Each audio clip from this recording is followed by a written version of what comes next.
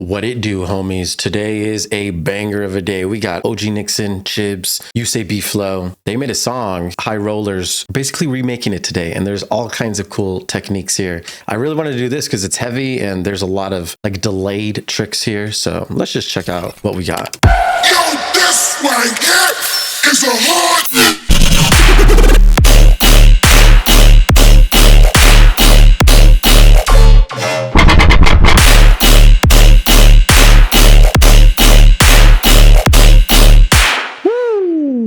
Lots of different basses, lots of bouncing. Ableton has a new bounce feature, which has been amazing. So I'll be showing you that. And if you look here, there's like, usually when the drop starts, we delay it for a bar and then we go into it.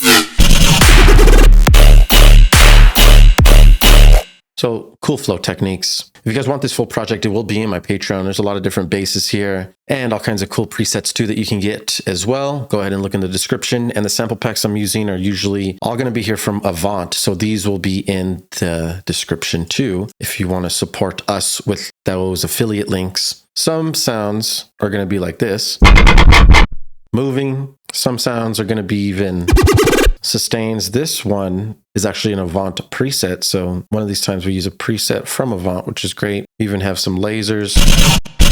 And all this just makes it really easy so you can just flow quickly. But let's go ahead and get into this first bar. This is important. First, we started off with like a Riddim yoink. Square 4 Riddim of 2 layers. It's audio right now with some reverb and a G clip. The other one is turned down. And these are being created from the Reason rack. So you see it's bounced here, but you can make your own using this rack. This Reason rack will let you use mouse drum. You can use square 4 here, add effects, and actually make your own Riddim yoink. Check it out. Moving the index. Lots of control here, lots of fun. Get that OG Riddim sound. And that's what we're doing here for these Riddim yoinks. You just need square 4 bass. You'll see I faded these as well to get this type of shape. You hear the reverb too, that's important. Just making it a little wet. No sub there. There's a little bit of sub here. So this is just like a laser loop or something. I just got like a little piece of it, this little 3-piece. I tuned it. It wasn't E, so I made sure to tune it to what we're writing in, which is D minor. And then I also turned it down an octave to make it deeper. Used to sound like this.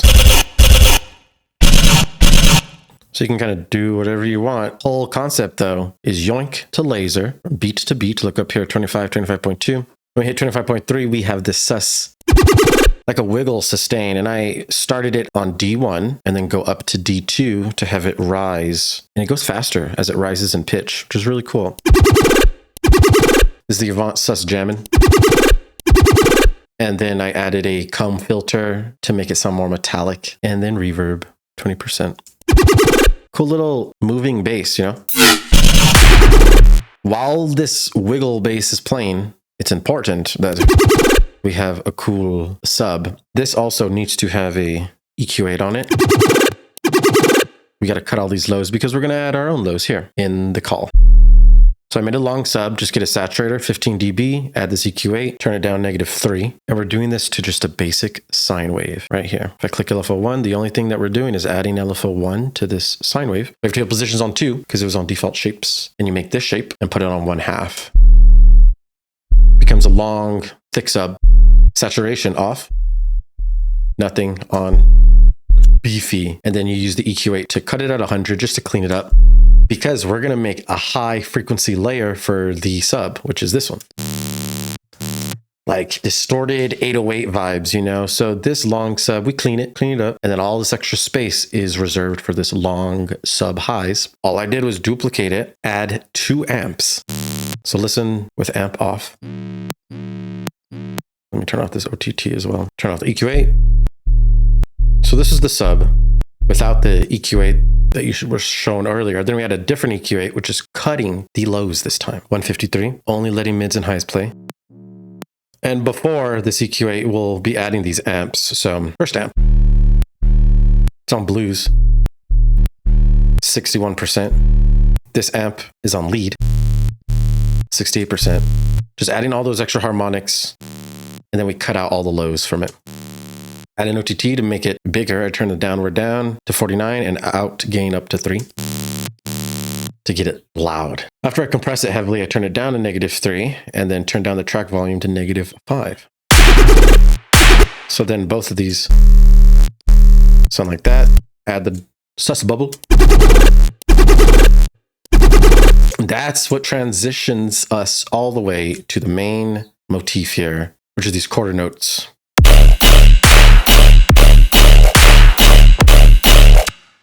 I do want to show the drums too. At the beginning, we don't have a kick. All we do is have this hi-hat. This is a ride, actually. Then on the 3, naturally put the big clap. This ominous clap is amazing. I just add a lot of reverb to it in parallel. So 2.3 seconds reverb, 66%. EQ8 is cutting all that mud out. That's our reverb wet chain. And then underneath is the dry chain, which I compress a little bit with this glue compressor. So we have 2 layers for this clap in parallel, and it's big. I need it to be the big guy. So that's good. Now, clap layered on kick. And we do that right before the motif starts. Normal rhythm formation. This kick is the freaky kick. Once again, Avant pack, just beautiful naturally. And then the Myrte ride that I'm fading every other one. So no fade, then fade, no fade, fade.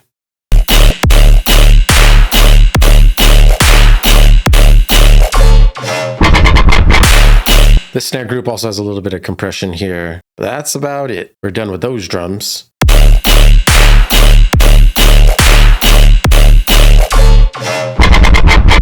This is going to be the first place that I start. I'm going to make the sub, all these bass layers. I'm going to then mix them, and then we're going to add this metal chop that I actually haven't even showed you yet. This is the last layer, adding more metallic tones on top. We'll go ahead and check that out.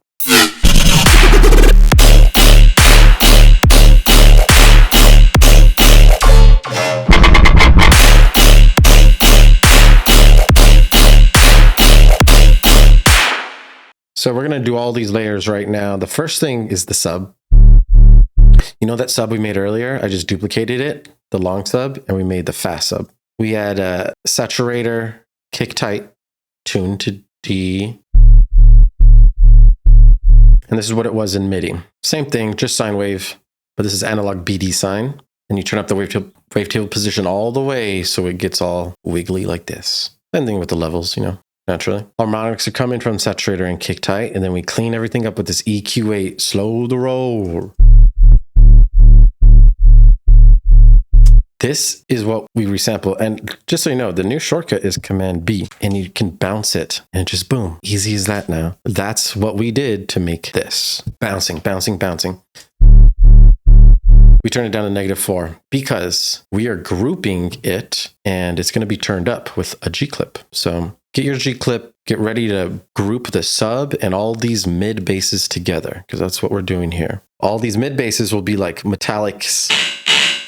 High metallic sounds, metal noises, chops, little bass chops. Lots of bass one shots here. Some gurgly. So just kind of pick my favorites. You can have fun with this. This is why I want to show you. You don't have to be so exact. You can just experiment and see what happens and find something cool. Just make sure to tune these. The root note is important, and then EQ them. See how I'm EQing these pretty heavily, only highs. We don't want a lot of this mud frequency to build up or lows. So you're usually cutting all this and kind of just blending lots of high frequencies. Same with this, we turn down 1,000. This is just highs, and we make it very wide with this Haas effect. So as I'm layering, I want like wide layers as well as mono layers. That's why this one is wide. This one's more mono. It's metal noise right here. High noise. And this is a bounce. So this is something that I made. There's a metallic high over here most likely that you can recreate it with. Goal is for you to experiment and try to form something new. These two specifically are grouped together to remove the highs, just carving out frequencies. And I add multipass and add a ring mod in the middle. So these are two together. Turn off ring mod, turn off delay. So I'm going to be using multipass to like experiment, make new layers, add new effects like this delay. Really cool. And then the ring mod. It's only affecting this band of frequencies. Keep that in mind. Multipass is really, really helpful. And that's only for these two layers. We turn them down -5. And that's just part of this mids group. This mids group's holding all those mids that we just talked about. And it's cutting out all the lows and a little bit of the low mids at 144. We need all these mids and highs to flow with the sub.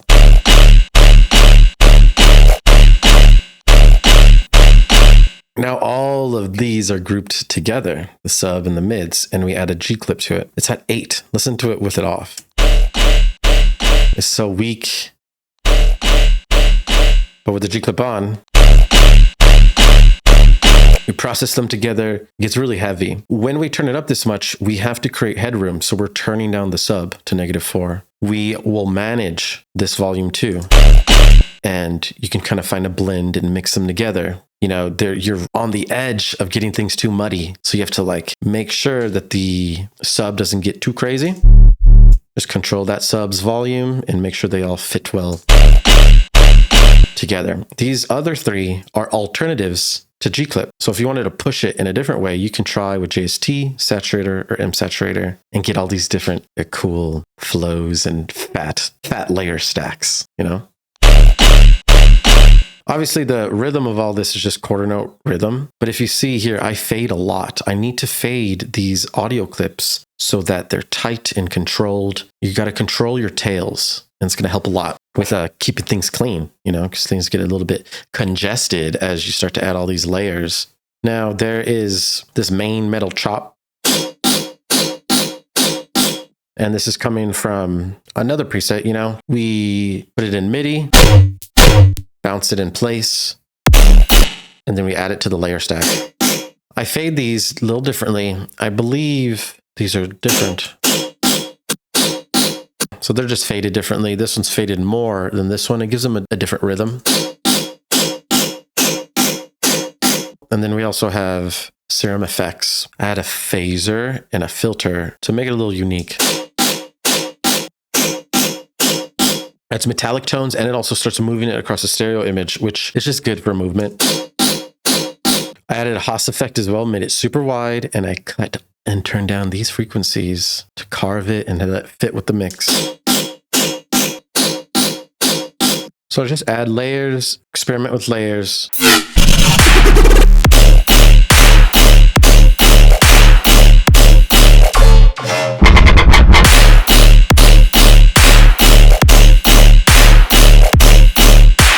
Nice. After this bar, we do the motif, and it lasts all the way to this last snare. We don't even have the snare play, but there is a sub. So no snare, but sub right here in this fill section. I use 2 bass one-shots, just a regular yoink that will be tuned, -1 to D, and then this bass one-shot that's also tuned to D. Using these as a little bass fill, I add a lot of delay and reverb and turn down the highs. So it kind of isn't so aggressive in the mix.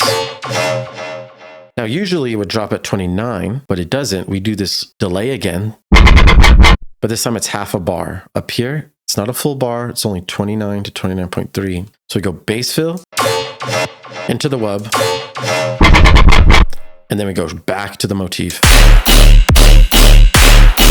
Really cool. Love how they do that. This yoink, you can do anything with these.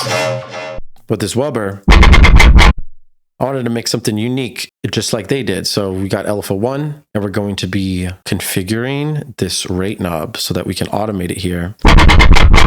All I did was get a sine wave at +1, got this triangle, turn on PD from B, bin plus, minus, and sync, set them PD from B to 50, bin plus to 2, sync to 1.03, and then add the LFO to the PD from B, go up 18. On the bin plus, go up 6. And then look at the levels. These are turned down. We add the LFO1 to this level, and it goes all the way up. It's going to sound like... So we have to filter it, carving out frequencies. Change your cutoff to 103, res to 13, drive to 8, and you're going to add the LFOs to these and have them move a little. LFO on the cutoff goes up 37, on the resonance up 17, and on the drive up 13. That's the MG low 12, so we're cutting all the high frequencies and barely letting them play as the LFO moves. It helps carve it out. A, B, C, and N are turned on. Look at the rate. It's going 116 to 1/8. That's how it's being automated right now, so keep that in mind. That's what's making the speed change. So we have that automation, 116 to 1/8. In the effects section, we're just turning it up with compressor, 12.4 dB gain, adding metallic tones with this Combs filter. The cutoff is at 51 Hertz. Adding a convolver reverb, adding a metallic reverb, really cool. Mix is at 33%. Everything else looks the same. I turned it to growlish right here, the arrows. And then phasers turned on, feedback 63, frequency 600, mix 33%. Making it move left to right, adding phaser. With all the effects off, it sounds like this. It's nothing. So add compressor, filter. That's doing a lot there. If you move this cutoff, you can get all kinds of different. So that's a very powerful knob. Convolver, phaser. Cool, so quick, easy patch. Don't forget that'll be in the Patreon too. And then this EQ8 is barely turning up the highs. Utility is barely turning it down, -1. And then in company OTT, look at all these settings. And this is helping with the compression. Before compression. After. Then we saturate it, turn it up even more, 3 dB. Super fat. And we're keeping the lows playing in this. And yeah, that's just a simple, fast wub patch. While that plays, we have this just a little texture riser.